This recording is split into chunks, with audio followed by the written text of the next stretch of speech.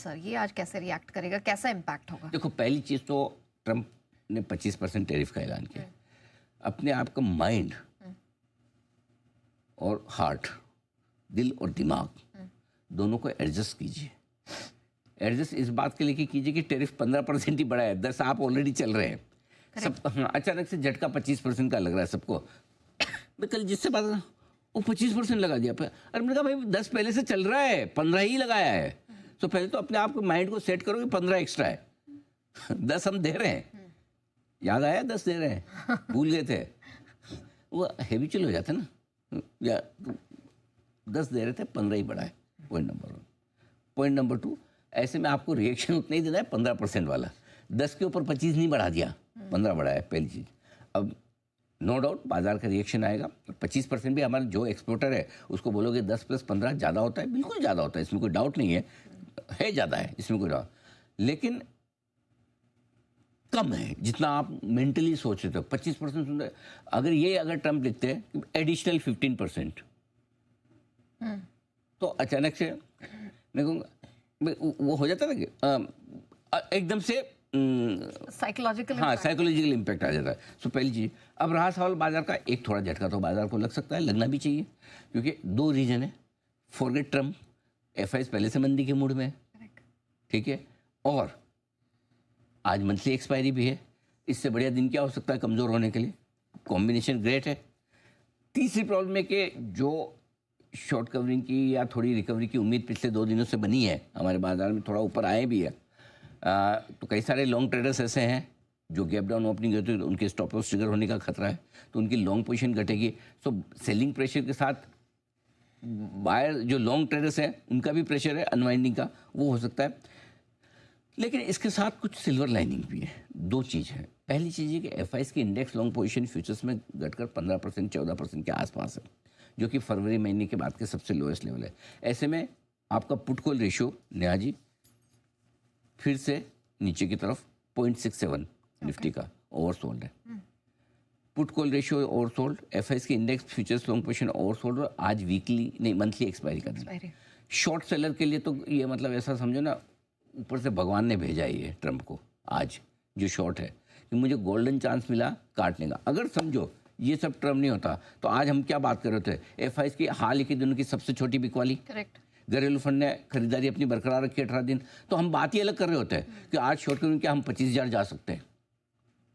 Point of discussion ये अलग हो जाता, हमारी हेडलाइंस ही कुछ और होती है ना, आपका सवाल ये अलग हो जाता, क्या सर आज 25,000 के दर्शन होंगे? यही पूछती आप, बराबर। सो हम 25,000 के बजाय हम ये सोच रहे ट्रंप की वजह से। तो मेरा ये मानना है कि गैप से जितना ज़्यादा गैप से खुले उतना बढ़िया। अच्छा, 250 नहीं, 200 खोलो, 250 खोलो, 24,500 खोलो, 24,600 खोलो, लेकिन जहाँ ज़्यादा गैप से खुलेंगे वहाँ आपके लिए तुरंत फिर शॉर्ट कवरिंग और बॉटम बनने के संकेत आएंगे। सो इसलिए बहुत गैप से खुले तो शॉर्ट कवरिंग बनेगी, और काटनी है, एफआईएस को भी काटना है शॉर्ट। अब मैं ये तो नहीं कह सकता कि इनको पहले पता था कि ट्रंप ऐसा करने वाले, पता हो तो मुझे नहीं पता, ये तो मैं नहीं बोल सकता, देखो ऑनेस्टली जो नहीं पता, लेकिन उनको लगेगा कि अगर 2 दिन से उनको कल शाम को 3:30 बजे उनकी ये फीलिंग जरूर आई होगी एफआईएस के नंबर देख के, भाई 850 कैश में बेचा है, बहुत छोटा है, लगता है 25,000 पे काटना पड़ेगा, और आज आपको 24,600 मिल रहा है, लक है आपका। तो इसलिए मुझे लगता है कि एक शॉर्ट कवरिंग की संभावना बनेगी। एक अगर अच्छे लेवल पे आ जाए तो ज़्यादा टेंशन लेने, बाजार को लेकर ज़्यादा टेंशन मत लीजिए। ठीक है।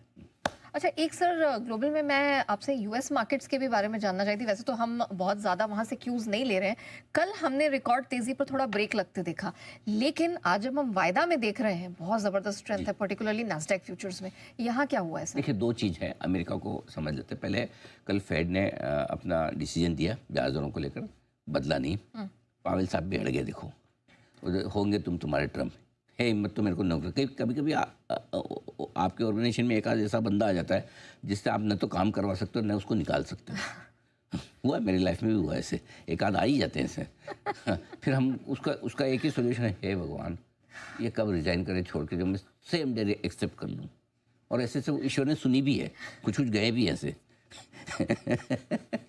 नेहा जी सही बता रहा हूँ मैं आपको। ऐसा होता है लाइफ में। तो ट्रंप के साथ भी ऐसे, ट्रंप के लिए भी पावेल वैसे ही है, और पावेल के ट्रंप वैसे। पावेल सोचते हैं कि हे भगवान कब इन पे इम्पीचमेंट होगा, और अमेरिका वाले इसको हटा देंगे प्रेसिडेंट से। और पावेल सोचते हैं कि ट्रम्प सोचते हैं ये खुद क्यों नहीं रिजाइन कर देता, मुझे निकालना ना पड़े। ठीक है, दोनों के बीच में था।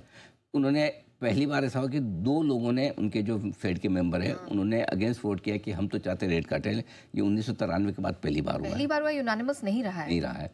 और दूसरी बात, अगली सितंबर की पॉलिसी में भी उन्होंने संकेत दिया मैं तो नहीं काटने वाला। बोले अभी तक ये टैरिफ जो लगा रहे हैं उसका इम्पैक्ट पूरा आया नहीं, तो इस वजह से अमेरिका घटा। लेकिन मेटा और माइक्रोसॉफ्ट दोनों के नतीजे आए बाजार बंद होने के बाद, और नंबर से बहुत जबरदस्त। इसलिए नेस्डेक फ्यूचर्स आपको 250 पॉइंट, तो नेस्डेक तो आज पार्टी करेगा अमेरिका में, मस्त एकदम इसीलिए बढ़िया। आप कह रहे थे कि क्यों पार्टी। हाँ, पार्टी की वजह ये है कि रिजल्ट बहुत बढ़िया। ओ 300, लवली, बहुत।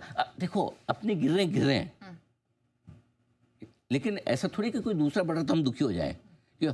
हम थोड़ी 3 इडियट वाले हैं। हम तो भाई कोई बात नहीं, जिसका भला हो उसका बढ़िया।